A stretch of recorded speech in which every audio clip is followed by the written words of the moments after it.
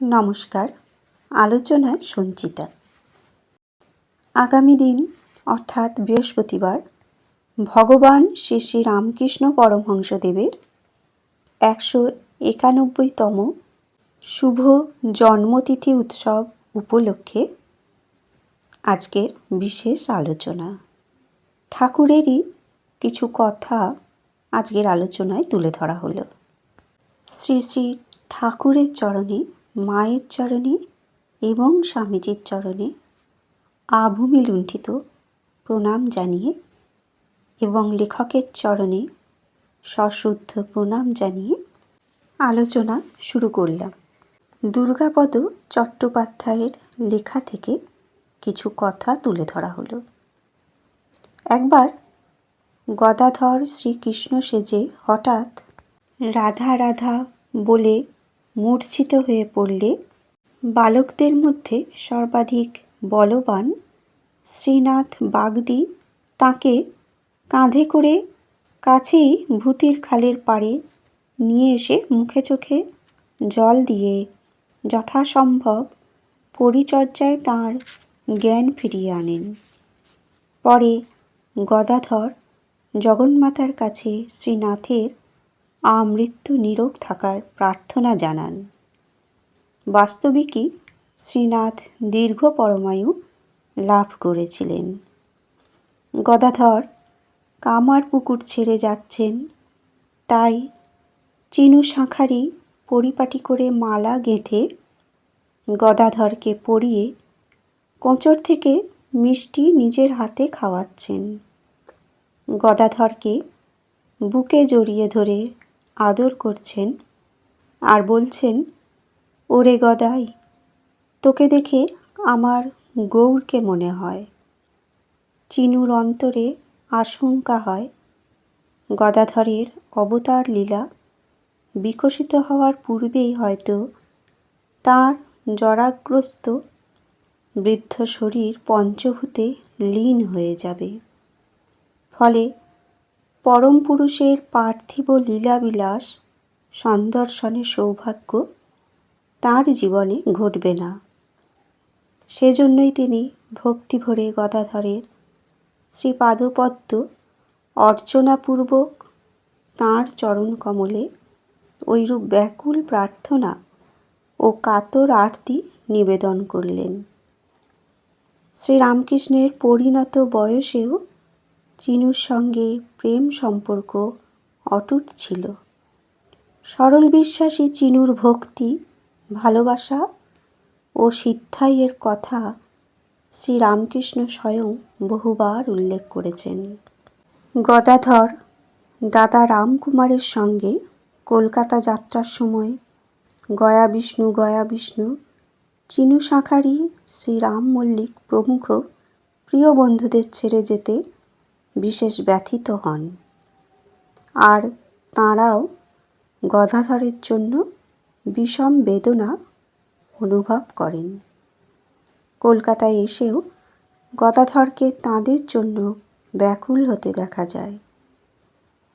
শ্রীরাম মল্লিককে দেখবেন বলে গদাধর কতবার লোক পাঠিয়েছেন। ছেলেবেলায় শ্রীরামের সঙ্গেও তাঁর খুব প্রণয় ছিল। লোকে বলতো এদের ভিতর একজন মেয়ে মানুষ হলে দুজনের বিয়ে হতো। ইতিমধ্যে শ্রীরাম বিবাহ করে সংসারী হয়েছেন, কিন্তু কোনো সন্তানাদি না হওয়ায় তাঁর ভাইপোটিকে মানুষ করেছিলেন। অবশেষে সেই ভাইপোটিরও মৃত্যু হওয়ায় শ্রীরাম খুব শোক পান। বারাকপুরের কাছে চানকে এসে দোকান খুলে ব্যবসা শুরু করেন শ্রীরাম।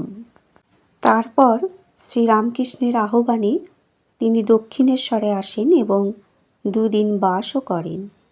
কিন্তু বাল্যবন্ধুকে সংসারের মায়ায় আবদ্ধ দেখে শ্রীরামকৃষ্ণ ছুঁতে পারলেন না। গয়া বিষ্ণু ও শ্রীরাম মল্লিক দক্ষিণেশ্বরে একাধিকবার আসেন এবং ঠাকুর তাঁদের যথেষ্ট সমাদর ও যত্ন আপ্যায়ন করেন। তাঁর টানে দক্ষিণেশ্বরে তাঁরা কয়েকবার বাসও করেছিলেন। ঠাকুর বলতেন কলিতে ভক্তিযোগ, নারদীয় ভক্তি, ঈশ্বরের নাম গুণগান ও ব্যাকুল হয়ে প্রার্থনা করা। হে ঈশ্বর, আমায় জ্ঞান দাও, ভক্তি দাও, আমায় দেখা দাও।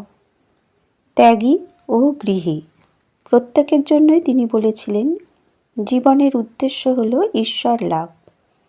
তখন শম্ভু মল্লিকের মতো ইংরেজি শিক্ষিত অনেকেরই মত ছিল জগতের উপকারের জন্য দান ধ্যানাদি কর্ম করতে হবে।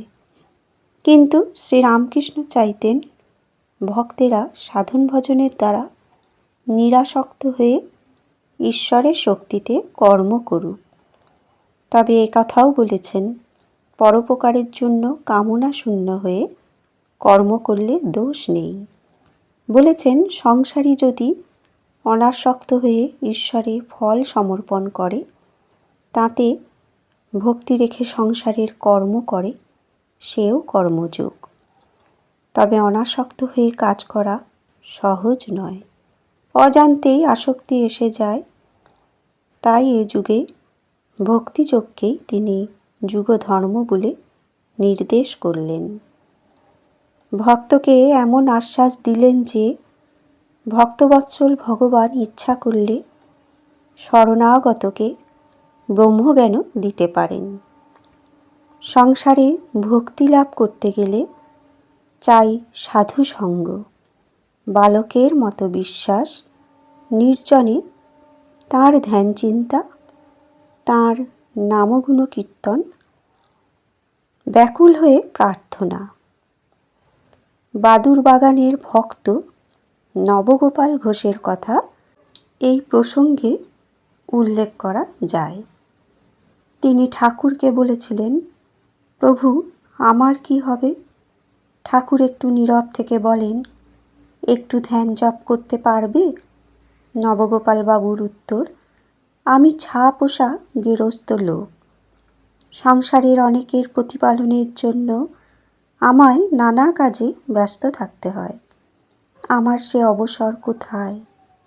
শ্রীরামকৃষ্ণ কিছুক্ষণ মৌন থেকে বলেন, তা একটু একটু জপ করতে পারবে না? নবগোপাল বাবু উত্তর দেন, তারই বা অবসর কোথায়? ঠাকুর তখন বললেন, আচ্ছা আমার নাম একটু একটু করতে পারবে তো? উত্তর এলো, তা খুব পারব। ঠাকুর তখনই খুশি হয়ে বললেন, তাহলেই হবে, তোমাকে আর কিছু করতে হবে না। নবগোপাল বাবু যতদিন বেঁচে ছিলেন সর্বদাই রামকৃষ্ণ নামে মগ্ন ছিলেন। শ্রী শ্রী রামকৃষ্ণ কথামৃত পড়লে বোঝা যায় সাধারণ সংসারী মানুষের মনোভাব, আচার আচরণ, স্বপ্ন স্বাদ সব কিছু তিনি অতি নিকট থেকে নিরপেক্ষ দৃষ্টি নিয়ে দেখেছিলেন। বদ্ধজীব সংসারে আষ্টে পৃষ্ঠে বাঁধা, শত সহস্র কামনার জালে আবদ্ধ, তবু তাদের মুক্তির ইচ্ছা নেই। ঈশ্বরীয় প্রসঙ্গ ভালো লাগে না, কিন্তু এরাই সব নয়। সংসারীদের মধ্যে আরও আছেন জিজ্ঞাসু ও মুমুক্ষু। তারা জীবনের নানা ঘাত প্রতিঘাতে প্রতিহত হয়ে ঈশ্বর কথা শুনতে চান, সাধুসঙ্গের প্রত্যাশী হন।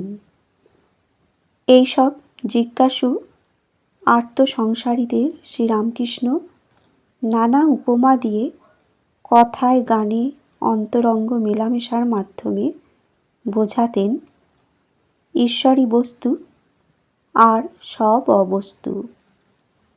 এ যুগের সংসারী মানুষদের জন্যে শ্রীরামকৃষ্ণের এ এক আশ্চর্য শিক্ষা। তিনি আরও বলেছেন, কামকাঞ্চনের প্রতি আসক্তি যখন যাওয়ার নয়, তখন তাদের ঈশ্বরের দিকে মোড় ফিরিয়ে দিতে হবে।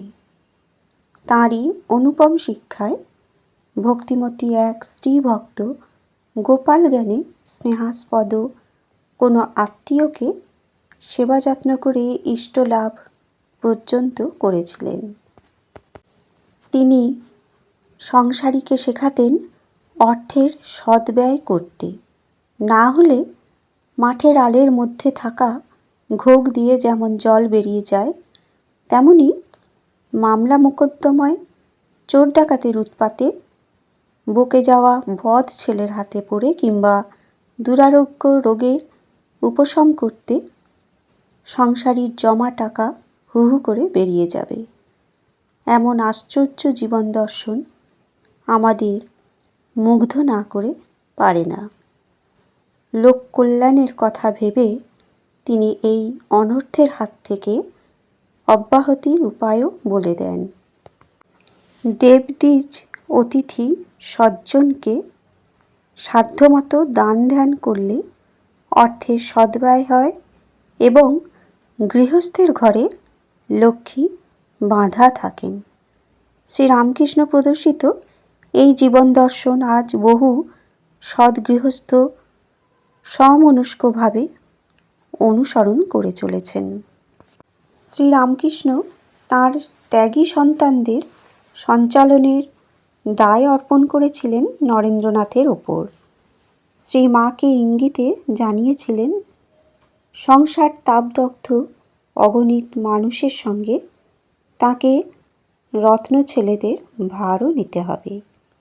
শ্রীরামকৃষ্ণের রত্ন সন্তানেরা ছিলেন তাঁর মহান উদার ভাবের ধারক ও বাহক। ব্যক্তিগত তপস্যায় তাঁরা শ্রীরামকৃষ্ণের ভাবকেই সমুজ্জ্বল রেখেছিলেন। অন্যদিকে ছিলেন বৈদিক যুগের গৃহস্থের মতো ভক্তপ্রবর, যাঁরা গৃহ থেকে শ্রীরামকৃষ্ণের আদর্শকে সমাজে সংসারে এক নতুন মাত্রা দিলেন। বন্ধুরা, আজকের আলোচনা এ পর্যন্তই। সকল শ্রোতা বন্ধুদের অনেক অনেক শুভেচ্ছা ও অভিনন্দন জানিয়ে আলোচনা শেষ করলাম। ধন্যবাদ।